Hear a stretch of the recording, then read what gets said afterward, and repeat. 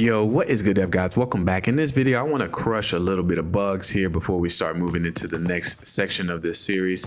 So if we look here at our shadow, we can see that our first person arms are casting a shadow. Our third person weapon is casting a shadow, but our third person mesh is not casting a shadow, which looks awkward. Just a floating gun there. And then you can see if we shoot, we are shooting from a very weird place. It's not shooting from the muzzle of the gun. And also, if I exit here, or if you read on the screen, you can actually see that we have a blueprint runtime error.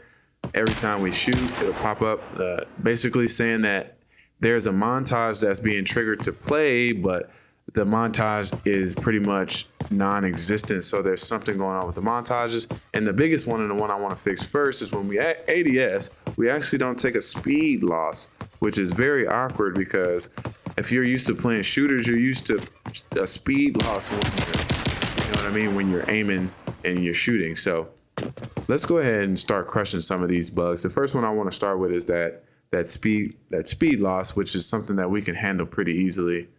And here's the errors that you're going to be getting. Everyone's probably concerned about this. We're going to fix it. It says it's follower instant notice instance, follower anim instance. This montage of play, talking about a receive notify and weapon play montage. I'm going to keep that so that we can click into that and fix that right after this. But for now, let's jump into this ADS function here. And instead of changing the speed here, what we're going to do is do exactly what we do with the sprint. We're going to apply a gameplay effect that gives us a speed reduction when we ADS. So the first thing I want to do is apply gameplay effect to owner.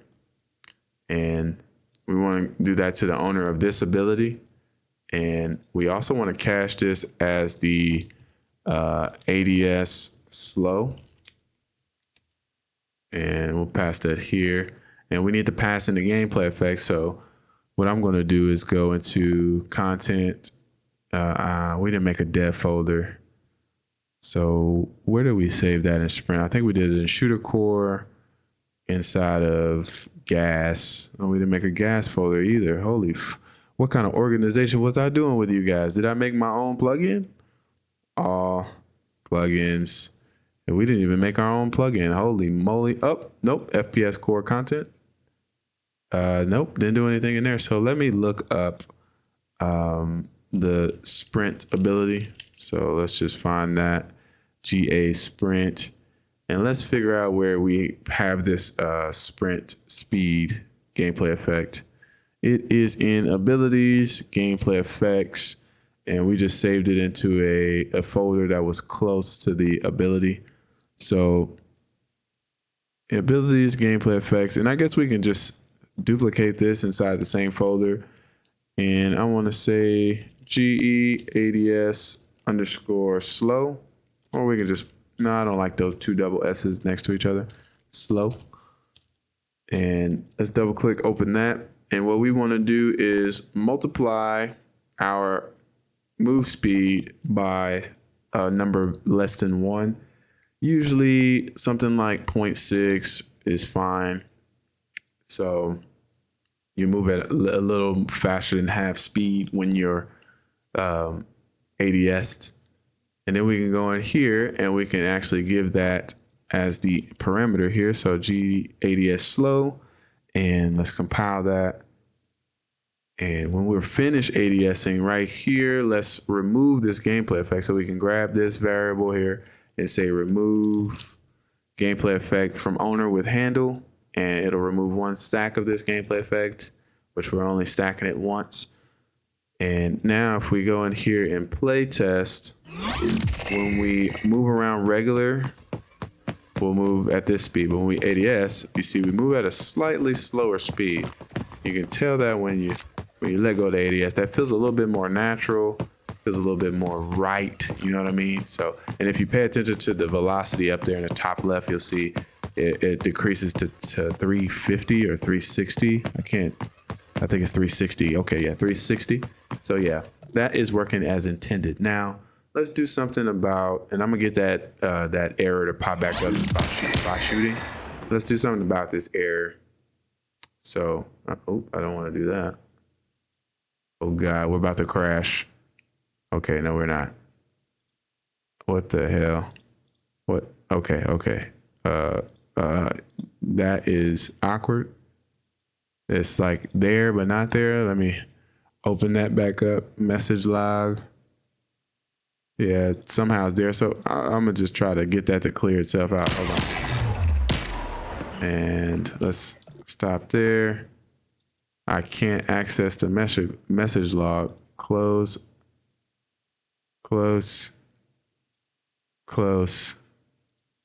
What in God's name? Why can't I close this? I can't even move it anymore. That's weird. Okay, but we got this error back up here, and it's talking about this anim notified play weapon montage. So let's click into that. And basically here, this is firing somewhere. So this is me also teaching you guys how to track down certain things. So this is where our issue is happening. It's basically accessing none, as it says here. It says accessing none, trying to read property montage to play. And the montage to play is a variable that is getting passed in somewhere, and it's accessing none. And it's being used in this AN play montage, play weapon montage. So I know where it's at, but to show you guys how I would find it if I didn't know, let me first open up another content window. I just find that weird that I can't close that. It's very really messing with me, like mentally. So yeah, if I didn't know where that was, the first thing I would do is, of course, hit this all and search AN_play weapon montage. And then I'd right click on it and say reference viewer. And then we can see here it's being referenced in all of these different places here. So this is where it's being referenced. This is the things that is referencing this, and this is referencing, and this is referencing this. Referencing is a hard word to say fast. Holy moly. But yeah, so this left side is where other things are pulling data from this. So we got shotgun fire. We're not using a shotgun, so I can eliminate that. This is basically a process of elimination. We're not reloading, so I can eliminate that. We are firing a rifle, so maybe it's that. We aren't firing a pistol or reloading, and we aren't using this at all. So obviously the location of this root of the problem is in here. So I right click, hit edit, and you can see here we got this AN play weapon montage. And the montage to play is being fired right here. So it's trying to fire AM weapon rifle fire on a rifle, and apparently it's accessing none somewhere. So let's make sure that our rifle, first off, inside of because the only way that it could be referencing none is if there is no animation blueprint, because, you know, montage is pretty much play as long as there is an animation blueprint. So what we need to do is go to, well, I'm already kind of there, shooter core, weapons, and we need to go to our rifle folder, go to our rifle class here, and let's just make sure when we open this puppy up that our meshes have a animation blueprint. You can see it doesn't. Right here, our third person mesh doesn't have an animation blueprint. So let's give it that rifle animation blueprint, which is right here, the ABP WEP rifle. Let's pass that in here and do the same thing for the first person, because, you know, might as well. And then let's press play on this and see if we get that error again. So I don't see that error popping up, but let's click out and see if it pops up in the message log. Okay, it didn't. Nice. So that fixes that error. The next thing I want to fix is the freaking first person arms just being there, holding an idle pose and showing a shadow. So I know that was my own mess up from back in the gap. So I'm gonna go to the actual weapon base class, weapon.h. Let's open up the constructor here, and let's make sure that we set the weapon Oh, that I'm in the weapon class. We actually want to go to the Lyra character because that's where our first person arm actually exists. And I'm gonna just go to CPP and I'm gonna look for the constructor. So let's say Lyra character like this. That'll take me to the constructor. And in here, we don't tell our mesh 1P not to cast shadows. So let's go ahead and say mesh 1P and say cast shadow. Set this puppy equal to false. And our third person mesh is not casting its hidden shadow. So let me take a look. Since our third person mesh doesn't even have any parameters for it, I think it's this mesh component. Yeah, so let's go ahead and say mesh component. And let's tell this to cast hidden shadow. And let's set this equal to true. And let's see if recompiling that from the IDE will actually get that to reset for us. Okay, and with that compiled successfully, I'm just going to jump right in, test and see if those fixes that we added. Okay, so our first person mesh is no longer, casting a shadow. Our third person mesh is not casting a shadow for us. I wonder why that is. It's there, right? It is definitely there. Cast a shadow there. Yeah, I can't remember the fix for that. I'll probably find that out somewhere else. I can't, yeah, right now, off the top of my head, I can't remember the exact fix for that. I think there's like a double call you need to do. Yeah, recast, hidden shadow should be set to true. Let me check because the mesh in the actor, let me see if it might be the actor. So character cosmetics, and let's just look at Manny. Let's go to the mesh component here. And let's look for cast shadow. So it's cast in the shadow, but I don't think this one is casting a hidden shadow. And this is what we actually are setting hidden. So I'm gonna change this to true and see what happens here. Yeah, we're still not getting that mesh. Maybe we're the female. That would be funny. We are the female. Okay. So let's make sure we change this one here. So cast shadow, cast hidden shadow here. Set this to true on the female as well. And let's see if we get lucky here. Okay, there we go. All right, so we got our shadows for both meshes there. You do see that the weapon is taking shadows from a third person character. I actually haven't found a fix for that in my own project. I really don't like it, but there is a local fix where you can move the location of the mesh back on the local client. But I think that messes with the actual, the location of the shadow. But since we're only doing it locally, the server is that's the location that's on the server right there. But when we move it locally for us, it will move that shadow that is actually casting on our gun back. But I'm not sure if that's true. I haven't checked that in a while. But the other error that we were having, and I'm not sure we'll be able to even fix this inside of this video because it does require quite a bit of work inside of Blueprint, is that when we fire here, and I hope you guys can hear me over these gunshots, I probably need to turn down the sound effects and stuff like that. So I'm gonna go into the options, gotta compile some shaders. Let's go into audio, and I wanna turn sound effects down to 0, or maybe like, 15 or something real low so that it doesn't like interfere with my mixing and mastering later on.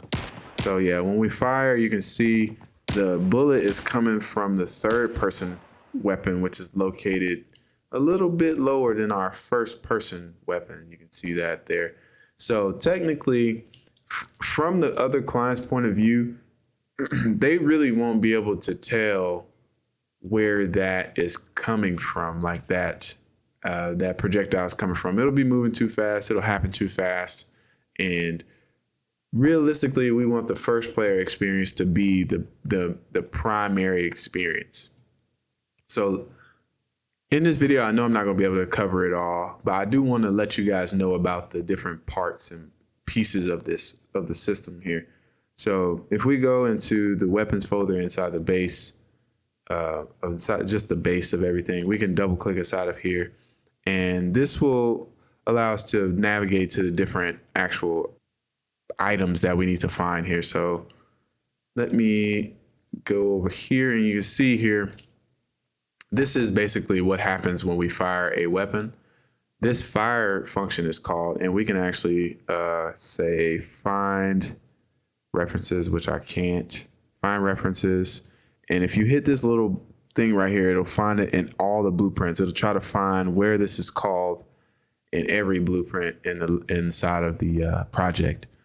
And you see here we have this. We got set weapon fire, get weapon fire. We got fire here. But what we are looking for is an actual call from not a montage, but more of a, there's a gameplay cue that will call this function here. I'm gonna try to see if it pops up here. Here we go. So weapons, rifle, gameplay cue, weapon, rifle, fire. Here is where this is actually fired. And like I tell you guys, this is a landmine field. And this gameplay cue is called from the weapon fire ability. And every time a bullet is fired, this gets called. So ultimately we get down to here, and it has some input parameters that cache some data for us about the impact positions, the normals, and the surface types. And you see here we're using this skeletal mesh. And this skeletal mesh is this skeletal mesh here. And actually that is pretty much invalid. And we could go ahead and change this to just use our first person mesh, which I don't even think I got this as blueprint readable. I think it is. Yeah, it's not blueprint readable. So I would have to do get weapon mesh 1P, and we'll pass in this as the muzzle position. And then all of these other functions, they use this skeletal mesh as a reference for the actual skeletal mesh that all of these things should be attaching to. And if you actually go into this weapon fire, because this is where it's handling all of our fire and effects, this weapon fire is actually an actor. So if we double click in here, this is a function inside of there. There's a function called fire. And basically what it does is it gets our skeletal mesh component that gets passed in through this the on spawn, when you can say you can expose a parameter on spawn. So on spawn, we get this parameter passed in from this actor here, and we use that reference to get the socket transform for our shell eject, for our muzzle flash, as well as our tracer start position. And pretty much all of this is only set up to work for one mesh. What we want to do is start tweaking this system to work for both first person and third person, depending on whether this is being locally controlled. So if I'm controlling this, I wanted to use the first person. If I'm not controlling it, if I am a simulated client on another person's game, like inside of another person's world, then I wanted to use the third person location.